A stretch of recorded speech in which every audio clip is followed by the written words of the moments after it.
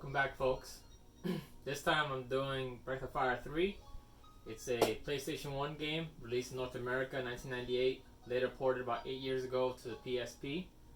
Right now, actually, I'm playing it on the PSP version on the PS Vita TV. I'll go over the pros and cons of this game. It's a JRPG, turn-based RPG. Pros about the game that it's isometric view, and actually you can turn the camera around in the world map and also in the dungeon maps or the town maps, which is a pretty neat idea. They didn't do that often back then. Makes you actually look for certain items and treasures around. But also it could cause a problem when looking around to look for a path to your destination, as there is no waypoint, there is no compass, there is no point of direction. Now the good thing about this game is play like a typical JRPG. Not much of a difference. I like the characters are very diverse. You only have 3 in your party at a time, which is very diminutive compared to some other RPGs that have 4 party members, usually, back in the 90s. Now, this game, as you can see right there, it's all sprite-based. Part 3 is. The 4th one's a little different. The game itself, I do like it. It was a pretty good game. Not much I can say about it. I will go over the cons right now, which really irritates me a lot. Is for one, you have every character has like similar to like a mimic or a blue mage type of skill. You actually have to every enemy you encounter, you actually have to use a seek ability to actually learn a skill from them.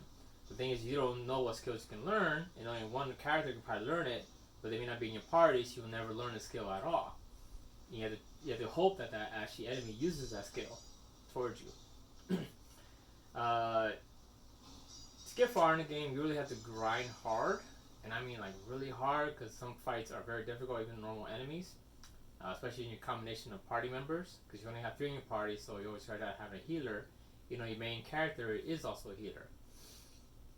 That's how they come to the main character. At first, at least the first third of the game, the main character is young and very weak. I mean, super weak. But eventually, after that, I won't spoil too much. He grows and gets a lot stronger. Breath of Fire 3 was made by Capcom. Actually, one of the best RPGs ever made. Another con I will say is you have to learn some of these skills, and also your stats are affected by what's called masters. They're kind of like espers, you would say, on Final Fantasy VI, but not really, because you can switch masters only to where the location you found the master in. And some of them are pretty difficult to find, some of them are near the storyline, so you can find them pretty easily. But then again, the game doesn't tell you what stats the master gives you or what actual skills you learn from the master. So you can actually put a master that's powerful in strength and defense on a healer and not know it till later on, or even look up a guide for it, which is very frustrating, that part. Another thing that the game said I don't like is the direction. You have no direction sometimes of where to go. Of course, if you follow the main storyline and you play it straight through, you most likely find your way. Sometimes you have to actually look up a guide and find out, because you have to backtrack a few times to certain locations to find items to venture forth, and you forget where those locations are because there is no world map they can overview. You just gotta kind of memorize where to go. There is a world map, but it's not like you can zoom out and see the whole thing, so that's kind of frustrating. Aside from that, the game is pretty easy to get into, not that bad. Like I said, I liked it. Out of all total score, I would give it a 5 out of 10. A little higher than my last review, which I gave it a 4 out of 10 for Super Mario RPG, one because that was also frustrating. But the reason I gave it a 5 out of 10 mainly is because of the mini games, the mini kind of puzzles. They're not puzzles that you would see in a Zelda or some other typical RPGs.